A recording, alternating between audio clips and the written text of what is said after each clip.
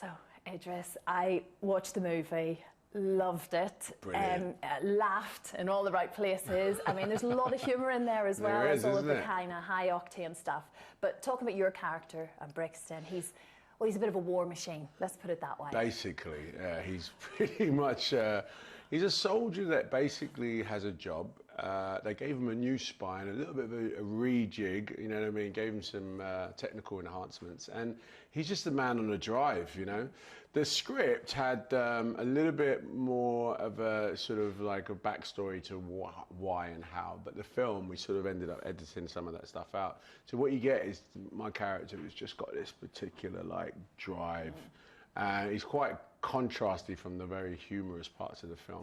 I loved playing him though. I had a great time doing it just because, you know, who gets to play a robot every day? Exactly. But it's such a brilliant character. And you had to, I guess, be a particularly tough villain when you're up against the two lads. The two lads. Yeah. So it had to be something different, which is why I guess it is that kind of war machine. I think so. Type. I think in the early meetings, I was like, so I have to fight Jason and Dwayne. Can I not like have a robotic hammer or something like this? But no, yeah, but, you know, the plot was to have some guy that is just unstoppable. And I sort of really like the idea of bringing some sort of life to that character, you know. And of course, the most dangerous thing about him is he believes in his own cause, which is to rid the world of the weak.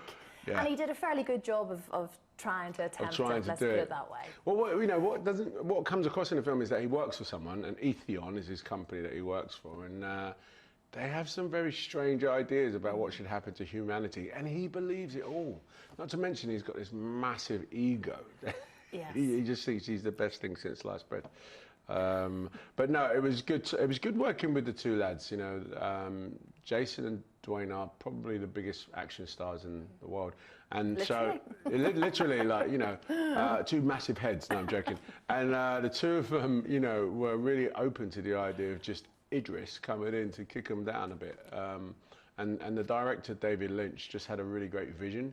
He's directed, you know, Deadpool 2 and you know, John Wick and Atomic Blonde, and they're all fantastic, you know, sort of action films. And so this was a great opportunity to take a franchise like Fast and Furious and bring it into a sort of a new era. Yeah. You know, you've got a bit of sci-fi with Brixton. Were you a fan of the franchise before this? One or two of the films I'd seen. I hadn't seen all eight of them. I think I've seen Tokyo Drift. I saw the one in Brazil, which is amazing. So yeah, I'm a fan. And plus, listen, I like cars. I like fast cars. Yeah. That's my thing. And I did motorbikes in this. Yeah, I did motorbikes. I was a bit disappointed. I was like, where's the bit where I get to drive the fast car? Yeah, that's all Jason. Yeah, that's all Jason. So, of course, I mean, as we say, these incredible stunts and very physical maneuvers, and a lot of you did your own bits. And from your perspective, there was an awful lot in there. How did you prepare for it? Was it an aspect of it that you did enjoy, or...? I mean, I don't mind getting physical and fighting and, you know, sort of getting in there. And I relished it, to be honest. It was tiring. It was like long hours. And the way, you know, typically in fight scenes, you do 2 moves and cut. Well, with Dwayne and with David, because he comes from a stunt background, it's like 7 moves, roll, run, and take a drink, and then come back and cut. So I was like knackered by the end of it.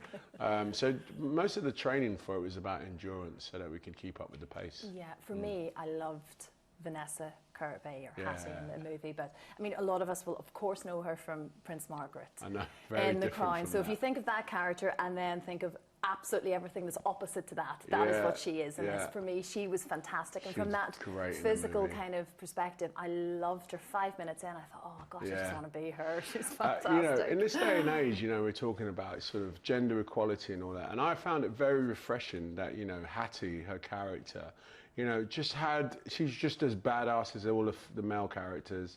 And she wasn't beholden to, you know, an opinion by one of the male characters or anything like that. Yeah. She was just her own character, and really, really good in it. I enjoyed her too. She's fantastic. And Dame Helen Mirren, of course, making an appearance as well.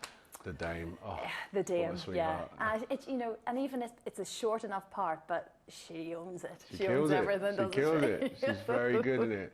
We were very lucky. We've got an amazing cast. you know, and everyone sort of just, you know, turned up to work, got on with the job, did a, you know, fully fledged sort of vibe, you know, because, you know, these films are big. We're asking the audience to suspend their imagination for a little bit, and here we are. So I think it was great to have a cast that was fully committed, you know. That's the best way to describe it. It's suspending your imagination, because that is how it felt the whole way through. Because I came out feeling quite exhausted. Yeah, exactly. It was so take fantastic. Me away. It really was like that. Yeah. But of course, aside from that, we all know your passion for music, and it's something that just kind of, I suppose, it goes hand in hand with what you do on screen. It's just something that you love to do. Yeah. And you, in fact, wrote a song about your character, Brixton. I did. I managed to write this song. I called up the legendary rap group Cypress Hill. I was like, I'm going to send it to Cypress Hill. Let's hope they say yes. They did. And the director loved it and put it in the big chase sequence. And, you know, as you said, it is hand in hand, but I love making music. I've made music in my bedroom since I was 4. You know what I mean, pretty much. And now I managed to, like, fuse the two together a little bit. It's great. Yeah, of course. And DJing, of course, is the other. DJing, yeah, well, you've been all over the world doing that. I do, yeah. Do you know what I like about DJing? It's just very grounding. You know, when you're on a sailboat and they put buoys here and there. Well, that's to show you where you are.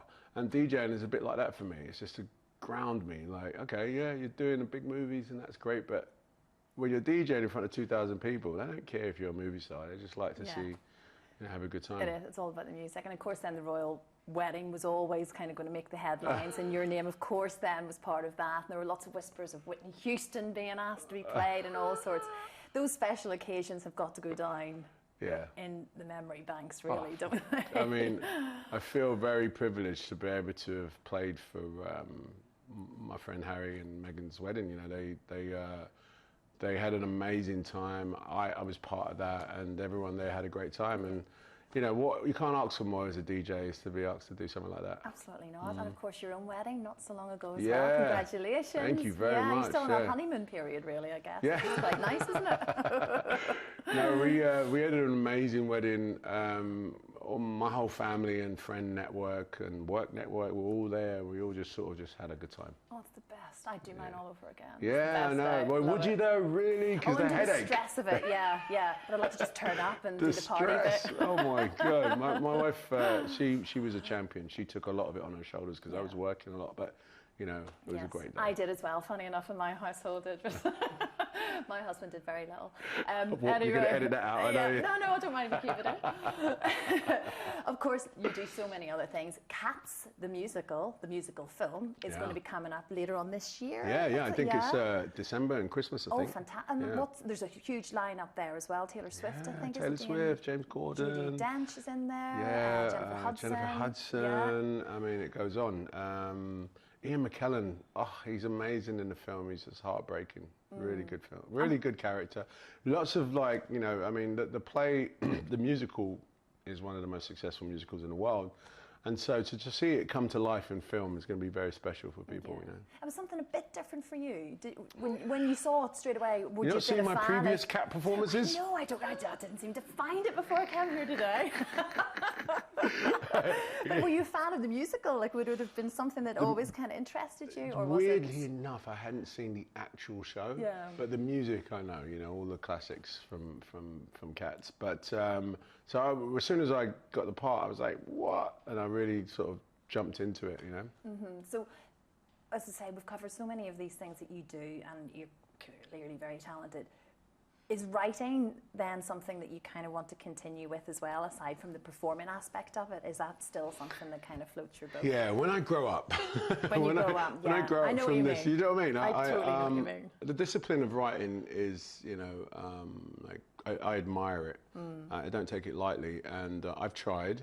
I just, you know, it's just got to lock myself away and be able to write. The great thing is that I've managed to work with directors and actors that allow us to manipulate the words we're being given to say. So sometimes I feel like I am writing, but to write a script, I think that would be the next thing. I directed a movie. I loved that process. So I think when I've outgrown being a rapper,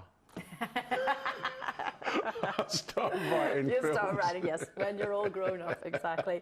So great to see you again. You too, it's great seeing you. I absolutely love the movie. It's brilliant. You're brilliant in it. Thank you. It's definitely worth the watch. Thank you so much. Nice one.